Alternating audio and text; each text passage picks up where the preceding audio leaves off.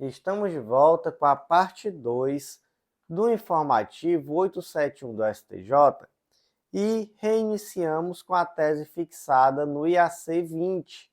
A tese ficou da seguinte forma: no âmbito das Forças Armadas, é devido o uso do nome social e a atualização dos assentamentos funcionais e de todas as comunicações e atos administrativos para refletir a identidade de gênero do militar.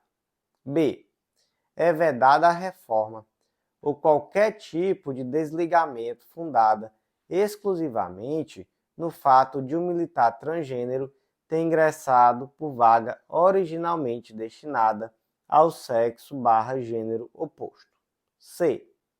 A condição de transgênero ou a transição de gênero não configura por si só incapacidade ou doença para fins de serviço militar, sendo vedada a instauração de processo de reforma compulsória ou licenciamento ex officio fundamentados exclusivamente na identidade de gênero do militar.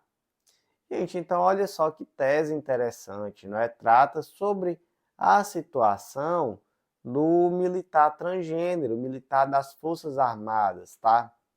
Então, primeiro ponto aqui é bem claro, no sentido da possibilidade dessa pessoa utilizar o seu nome social, o nome que é condizente com aquele gênero ao qual ele ou ela não é, se auto-identifica, e inclusive a necessidade de atualização dos assentamentos funcionais. Para quê? Para que haja um reflexo dessa identidade de gênero desse militar ou dessa militar. Beleza? Segundo ponto. Isso aqui, gente, é uma coisa até meio maluca, né? A gente imaginar que isso acontece ou acontecia. Mas os pontos 2 e 3 estão relacionados meio que com represálias que aqueles militares que optavam pela mudança de gênero acabavam sofrendo. Então, por exemplo, é comum ou era comum, não é, a reforma compulsória desse militar em virtude dessa sua condição de transgênero ou da sua transição de gênero. E o argumento seria no sentido de que se trataria meio que de um distúrbio mental ou algo que o valha. Então, tratando como uma patologia realmente e realizando essa reforma compulsória. Ou, não é, em outras situações, questionando o ingresso da pessoa, dizendo que foi uma fraude, porque a pessoa entrou no concurso masculino, por exemplo, e depois passou a se identificar como alguém do gênero feminino ou vice-versa. E aí sustentando meio que você fraudou o gênero que você se declarou no momento do concurso. Gente, isso aqui tudo bem beira, ou mais do que beira, né? Adentra com tudo no absurdo. Então, tanto é algo que é inconvencional, então não é compatível com a Convenção Americana de Direitos Humanos, não é compatível com os princípios de Yogyakarta, também não é compatível com a Constituição Federal, porque com certeza é algo que atenta contra a dignidade da pessoa humana, tá? E nós temos que ter em mente que não existe na lei essa reforma em virtude da transexualidade, e mesmo que existisse, né, claramente seria algo inconstitucional. E temos que ter em mente também que houve uma despatologização da transexualidade. Então, hoje isso não é visto como uma patologia. Antes, isso aqui tinha inclusive CID, né? Era a CID-11 que tratava esse fenômeno como uma patologia. Hoje já não é mais dessa forma, felizmente. Então, como é que ficaram aqui esses pontos fixados na tese do IAC 20? No âmbito das Forças Armadas, é devido o uso do nome social e a atualização dos assentamentos funcionais e de todas as comunicações e atos administrativos para refletir a identidade de gênero do militar. B. é vedada a reforma ou qualquer forma de desligamento fundada exclusivamente no fato de um militar transgênero ter ingressado por vaga originalmente destinada ao sexo/gênero oposto. C.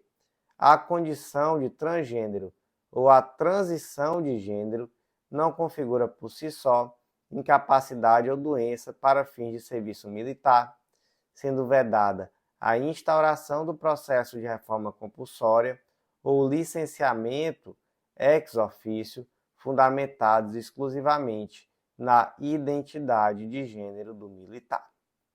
Seguindo em frente, próximo julgado de hoje, agora iniciando os julgados da terceira turma, foi inserido no Código Civil destaque da seguinte forma: o direito real de habitação do cônjuge supérstite deve recair sobre o último imóvel em que o casal foi domiciliado antes do óbito, salvo situações excepcionais devidamente comprovadas. Então, o julgado trata sobre direito real de habitação. É um direito que está previsto lá no artigo 1831 do Código Civil, que basicamente diz que ao cônjuge sobrevivente, qualquer que seja o regime de bens, será assegurado, sem prejuízo da participação que lhe caiba na herança, o direito real de habitação relativamente ao imóvel destinado à residência da família, desde que seja o único daquela natureza a inventariar. Gente, vamos lá, né? Aqui nós temos um instituto que é um instituto protetivo. É um instituto que objetiva diminuir um pouco o trauma que é causado já naturalmente, não é? Para aquela pessoa que perdeu o companheiro ou perdeu a companheira em virtude do óbito. E aí essa pessoa ela tem o direito de pelo menos continuar morando naquele imóvel que ela morava junto com seu companheiro ou companheira. É algo realmente que tem uma finalidade protetiva, de tal forma que mesmo que ele não seja o proprietário exclusivo desse imóvel, em virtude da sucessão, então, por exemplo, esse imóvel vai ser dividido com os filhos em termos de propriedade, mas há um direito real de habitação enquanto esse companheiro supérstite permanecer vivo. Beleza? Um ponto muito interessante é esse aqui, esse finalzinho do artigo 1831, que diz assim, ó, desde que seja o único daquela natureza a inventariar. E aí existia, ou até hoje, né, claro, ainda existe um debate sobre o que isso significa. Então, só pode ter um imóvel, mas o STJ chega à conclusão de que não é isso, não é? Já há uma jurisprudência bem ampla, bem consolidada no sentido que quando se fala assim, desde que seja único dessa natureza a inventariar, é da natureza de ser um imóvel destinado à moradia. Então, desde que seja o único imóvel destinado à moradia que está no inventário, aí há o direito real de habitação nesse imóvel. Beleza, gente? Hoje, não é, nós temos alguns temperamentos. Então, em algumas hipóteses, o STJ acabou afastando esse direito real de habitação. Então, uma hipótese bem clara, né, bem importante, é quando existe um condomínio desse imóvel com outros herdeiros que não são a prole do casal. Então, por exemplo, imagina que havia um condomínio, esse apartamento, essa casa, enfim, era 50% do marido, 50% do irmão do marido. E aí o marido faleceu. A esposa vai ter direito real de habitação? Não. Por quê? Porque não havia uma propriedade exclusiva. E aí, né, acaba que realmente conferir um direito real de habitação nessa situação acaba sendo uma violação muito forte do direito de propriedade do irmão do falecido. Outra questão também, outra mitigação que a jurisprudência vem aceitando é aquela em que o sobrevivente ou a sobrevivente tem uma renda elevada, e muitas vezes inclusive uma pensão elevada, e esse bem exclusivamente esse imóvel que ele ou ela mora tem um valor muito alto, considerando a totalidade do patrimônio. Então, imagina, por exemplo, que é um imóvel que vale 10 milhões de reais. E o patrimônio total que foi deixado é, sei lá, de 10 milhões e 500 mil reais. E, além disso, foi deixado uma boa pensão. Então, com o valor dessa pensão, essa viúva, esse viúvo, teria condições de viver em muitos lugares, né? De escolher onde quer viver, digamos assim. E aí também há um temperamento realizado pela jurisprudência do STJ nesses casos, tá? Agora, gente, qual é o debate aqui? O debate foi mais ou menos o seguinte: Zezinho e a Aninha viveram por muitos anos em uma casa que ficava lá na rua X, mas aí o Zezinho acabou adoecendo e aí, por conta disso, eles se mudaram para um apartamento que fica lá na rua Y, que era mais perto lá do hospital. E passaram ali 2, 3 anos morando nesse apartamento. E aí o Zezinho veio a falecer. Aí vem a pergunta, a Aninha vai ter direito real de habitação sobre o apartamento ou sobre a casa? No caso concreto, que foi mais ou menos isso aqui que aconteceu, os herdeiros questionaram esse direito real de habitação sobre o apartamento, dizendo que deveria ser sobre a casa, porque na casa é que teria de fato ocorrido toda a vida conjugal, então ali que realmente haveria vínculos. Mas aí o que o STJ diz? Diz, olha, o critério aqui é objetivo. É o último imóvel do casal, até porque quase sempre o que acontece é que os herdeiros querem colocar o direito real de habitação sobre o imóvel de menor valor. E aí trazem toda sorte de argumentação para dizer, mas acontece que o vínculo não é com esse apartamento, é com a casa, porque normalmente isso acontece quando o apartamento vale mais do que a casa, não é? E aí não é isso que é desejável. Não é desejável abrir um espaço para um debate muito amplo acerca disso, trazendo esse tipo de questionamento. Então, só em situações muito excepcionais, devidamente comprovadas, é que não vai ser o último domicílio, beleza? Mas a regra é essa, o último domicílio. Então, como é que ficou o destaque? O direito real de habitação do cônjuge supérstite deve recair sobre o último imóvel em que o casal foi domiciliado antes do óbito, salvo situações excepcionais devidamente comprovadas.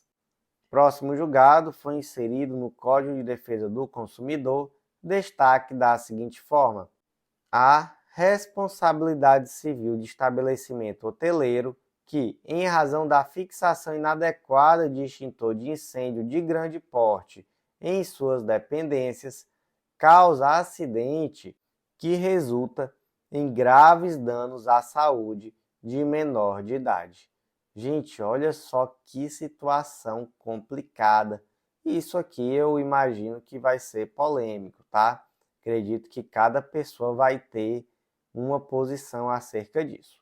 Então imagina que a Renata e o Luciano foram passar férias com o filho de 5 anos, Pedro, em um determinado resort.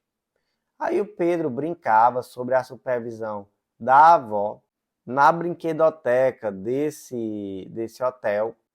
E aí a criança teve a ideia de se pendurar no extintor de incêndio, um extintor de grande porte que pesava cerca de 100 quilos. Esse extintor caiu e acabou causando fraturas muito graves. Causou fratura em várias costelas, rompimento do fígado. Aí a criança teve que ser levada ao hospital, ficou internada por quase 2 semanas, aí teve cicatrizes que ficaram permanentes, não só no abdômen, mas também na cabeça, e que inclusive nessas cicatrizes não voltarão a ter crescimento normal do cabelo. Aí propuseram uma ação em face do hotel, e o hotel se defendeu dizendo o quê? Dizendo, olha, essa criança ela estava sob a supervisão dos seus pais e da sua avó. E acontece que os pais e a avó simplesmente foram negligentes ao deixarem a criança subir em um extintor de incêndio, se pendurar no extintor de incêndio. Além disso, existia uma recreação realizada por funcionários do hotel, mas a família optou por dispensar essa recreação, não é? Dispensar esse auxílio, digamos assim, e eles mesmos tomarem conta da criança. E essa criança, apesar de estar à vista do pai, da mãe e também, não é, especialmente da avó, ninguém questionou o ato dela de se pendurar no extintor de incêndio. E aí? Gente, no caso concreto, o Tribunal de Justiça e também o juiz, né, em primeiro grau e posteriormente o Tribunal de Justiça, eles entenderam que houve uma culpa exclusiva aqui da vítima, né, ou melhor, dos responsáveis da vítima, que acabaram sendo negligentes nesse sentido. O STJ discordou. O raciocínio aqui seria o de que ter um extintor de grande porte como esse, de aproximadamente 100 quilos, que aparentemente não estava bem fixado em uma área infantil, ou seja, dentro de uma brinquedoteca, seria um defeito na prestação do serviço, porque isso acabaria trazendo uma segurança inadequada para as crianças que estavam ali.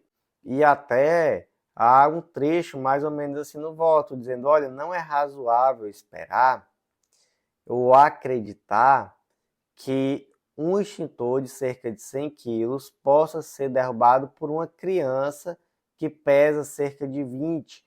Então, esses 20 quilos a mais não seriam suficientes por si só para derrubar esse extintor se ele não estivesse mal afixado. Enfim, não é? Esse foi o entendimento. Se entendeu, então, que existia ou existiria uma legítima confiança de que esse ambiente da brinquedoteca seria seguro, e até mesmo por ser um ambiente infantil, e que não seria possível repassar, transmitir ao consumidor o risco da atividade. Por quê? Porque garantir a segurança seria uma obrigação do fornecedor do serviço. E aí, como nós já vimos, entendeu-se que o extintor nessas condições seria inadequado, então haveria ali nesse caso concreto um defeito. Por que é um defeito? Porque seria um serviço que não oferece a segurança necessária. Mas e aí, o que você pensa sobre isso? Você acha que de fato o hotel teria que ser responsabilizado, ou seja, você concorda com o STJ, de fato há um defeito na prestação do serviço, ou você concorda com o Tribunal de Justiça de São Paulo, que entende que, na verdade, houve uma negligência dos pais, que apesar de estarem com a criança em sua companhia, simplesmente deixaram essa criança subir, se pendurar em um extintor de incêndio pesado, né? Extintor de cerca de 100 quilos, e isso acabou causando essa fatalidade. Então, qual é a sua opinião? Me conta aí. E o destaque ficou da seguinte forma: a responsabilidade civil de estabelecimento hoteleiro que, em razão da fixação inadequada de extintor de incêndio de grande porte em suas dependências, causa acidente que resulta em graves danos à saúde de menor de idade. Seguindo em frente, próximo julgado de hoje foi inserido no Código de Processo Civil destaque da seguinte forma: o princípio da perpetuação da jurisdição pode ser excepcionado em decorrência de acordo celebrado entre juízes permutantes, para que cada qual sentencie os processos nos quais colhida diretamente a prova oral antes da substituição. Então imagina uma situação assim, ó. Imagina que dois juízes permutaram, o juiz da primeira vara e o juiz da segunda vara civil. Eles permutaram. Mas eles fizeram um acordo entre eles no seguinte sentido: bora fazer o seguinte, a gente vai permutar, mas todos os processos que eu conduzi à instrução, eu vou sentenciar, porque fui eu que tive acesso à prova, e aí não é, a gente privilegia essa situação do juiz que teve acesso à prova, que colheu a prova, sentenciar. E da mesma forma você. Beleza? Beleza, bora fazer assim então. Aí fizeram aí esse combinadozinho. Informal, tá? Em um primeiro momento. Sentenciaram. E aí, o Zezinho, que teve seu processo sentenciado, ele recorreu dizendo: que história é essa? Não existe mais princípio do juízo natural, não? O juízo natural é o juízo da primeira vara, não é o juiz Zezinho. Então, não é possível que simplesmente por conta de um acordo celebrado entre os juízes se modifique essa competência, tá? Esse foi o argumento. Agora, um pequeno detalhe. Alguns dias depois dessa sentença, foi publicada uma portaria que de fato oficializava isso com efeitos retroativos, beleza? Então guarda essa informação. E aí, é possível essa situação? Houve uma nulidade aqui? Gente, não houve, tá? Porque aqui há um critério objetivo, é um critério que é razoável, que privilegia a identidade física do juiz. O ponto de ser um critério objetivo é porque não foi um acordo de que eu vou julgar o processo do Francisco, ou então eu vou julgar o processo da Maria. Não, eu vou julgar os processos que eu colhi as provas, né? Os processos que eu conduzi à instrução. Então é um critério objetivo. Não há aqui nesse caso concreto uma tentativa de manipular a competência, né? Não parece de fato existir. E além disso, gente, a gente tem que lembrar que o STJ admite algumas exceções objetivas ao princípio do juiz natural, como por exemplo, mutirão. Então imagina, tá caótica a vara e aí são designados 2, 3 juízes para fazerem um mutirão e sentenciarem lá várias coisas. Isso daí atenta contra o princípio do juiz natural? Não, tá? Nós temos aqui uma exceção objetiva, um critério objetivo mais uma vez, e isso não atenta, beleza? Então, gente, da mesma forma, nesse caso concreto, entendeu-se que era um critério objetivo que privilegiava o princípio da identidade física do juiz. Isso aqui também é algo que com certeza favorece uma efetividade, porque é muito mais fácil julgar quando você que colheu a prova, porque você já tem conhecimento ali do que está acontecendo, né? É um processo mais simples, então vai dar produtividade, inclusive. E também houve posteriormente, ainda que posteriormente, um ato formal do Tribunal de Justiça. Então tá tudo certo. Como é que ficou então o destaque? O princípio da perpetuação da jurisdição pode ser excepcionado em decorrência do acordo celebrado entre os juízes permutantes, para que cada qual sentencie os processos nos quais colhida diretamente a prova oral antes da substituição. Seguindo em frente agora para os julgados da quarta turma do STJ, o primeiro foi inserido na Lei Geral de Proteção de Dados e o destaque ficou da seguinte forma: a disponibilização de dados pessoais por si só não configura dano moral presumido, sendo imprescindível a comprovação de que a conduta do gestor do banco de dados resultou em abalo significativo aos direitos de personalidade do titular. Então, gente, aqui existe uma distinção que é muito importante, tá? Que o STJ tem feito de uma forma bem recorrente. O mero vazamento de dados pessoais gera dano moral presumido? Não. Agora, se for um dado pessoal sensível, sim. Se for um dado pessoal sensível, sim. Qual é a diferença? Que dado pessoal é uma informação relacionada à pessoa natural. Já o dado pessoal sensível é um dado de origem racial, étnica, convicção religiosa, opinião política, filiação sindical, então relacionado à saúde, vida sexual, dado genético, biométrico, enfim, né? são dados com um teor muito mais forte, né? Então, imagina, por exemplo, que a pessoa ela tem informações sobre a sua opinião política vazada. Isso daí eventualmente pode favorecer uma perseguição, ou mesmo sobre a sua religiosidade, dependendo de onde ela estiver, mesma lógica, não é? Então, por isso que se houver vazamento de dado pessoal sensível, há uma presunção, sim, de que há um dano moral. E aí, no caso concreto, houve, de fato, um compartilhamento de dados, mas foram dados pessoais, não dados pessoais sensíveis. Não foi demonstrado nenhum tipo de prejuízo efetivo, então, no caso concreto, não se entendeu pela condenação por danos morais. Então, como é que ficou o destaque? A disponibilização de dados pessoais por si só não configura dano moral presumido, sendo imprescindível a comprovação de que a conduta do gestor de banco de dados resultou em abalo significativo aos direitos de personalidade do titular. Seguindo em frente, próximo julgado foi inserido no Código de Processo Civil destaque da seguinte forma: os documentos eletrônicos podem ter sua autoria e integridade comprovada, ainda que utilizados certificados não emitidos pela ICP Brasil, desde que admitido pelas partes como válido ou aceito pela pessoa a quem for oposto o documento. Então, gente, basicamente aqui nós tratamos de uma classificação das assinaturas digitais.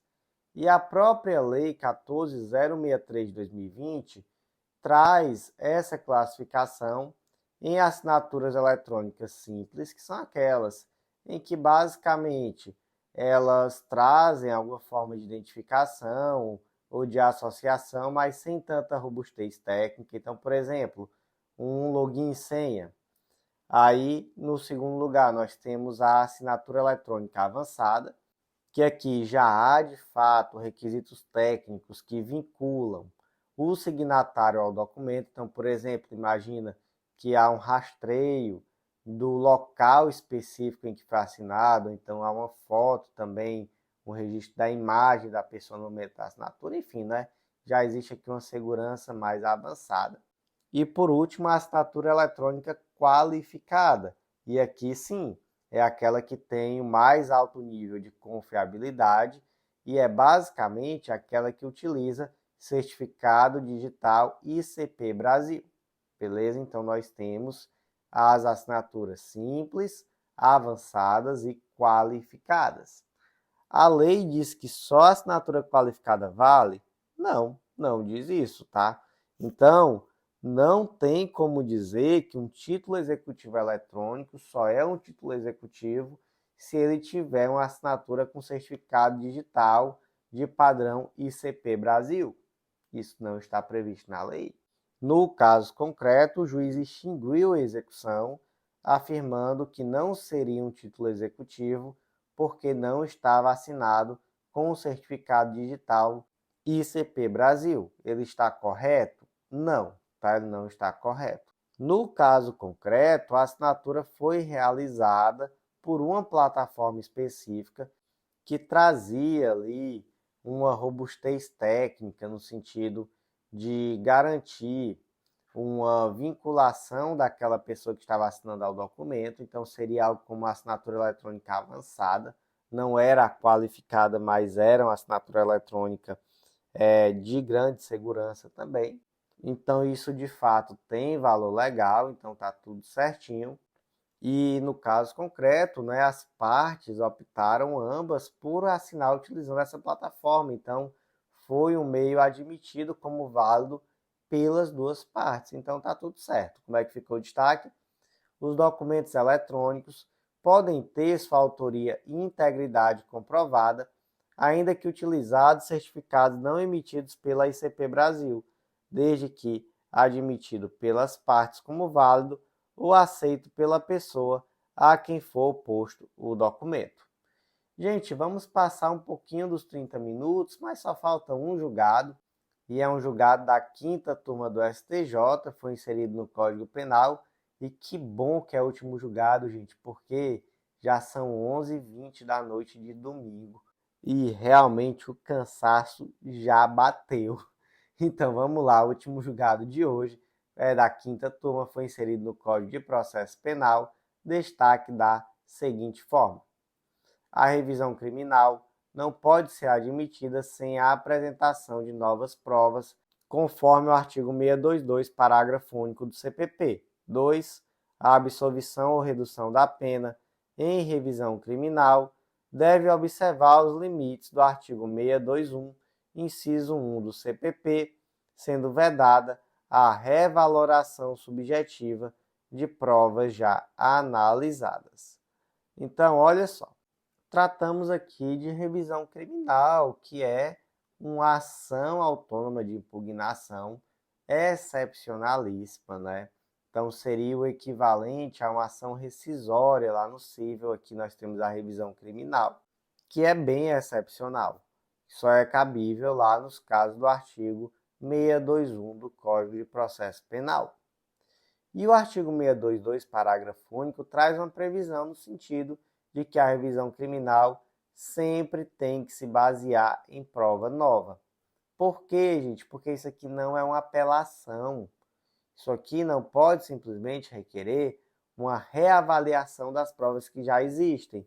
Então, lá no caso do artigo 621, inciso 1, por exemplo, que é a sentença condenatória contrária ao texto expresso da lei penal ou à evidência dos autos. Gente, é possível uma revisão criminal com base nesse fundamento sem ter nada de novo no processo? Não. Por quê? Porque você estaria tão somente tentando uma reavaliação daquelas provas que estão nos autos. E como eu já disse, revisão criminal não é apelação, é algo excepcionalíssimo. Então, como é que ficaram os destaques? A revisão criminal não pode ser admitida sem a apresentação de novas provas, conforme o artigo 622, parágrafo único do Código de Processo Penal. 2. A absolvição ou redução da pena em revisão criminal deve observar os limites do artigo 621, inciso 1 do Código de Processo Penal, sendo vedada a revaloração subjetiva de provas já analisadas. E, meus amigos, por hoje foi isso. Eu agradeço muito a você que ouviu até o final. Vou admitir que hoje eu estou cansado também, né? Já confessei aí o horário, quase meia-noite de domingo. Então vamos lá para o nosso tão merecido descanso. Eu agradeço muito a você que ouviu até o final e até a próxima.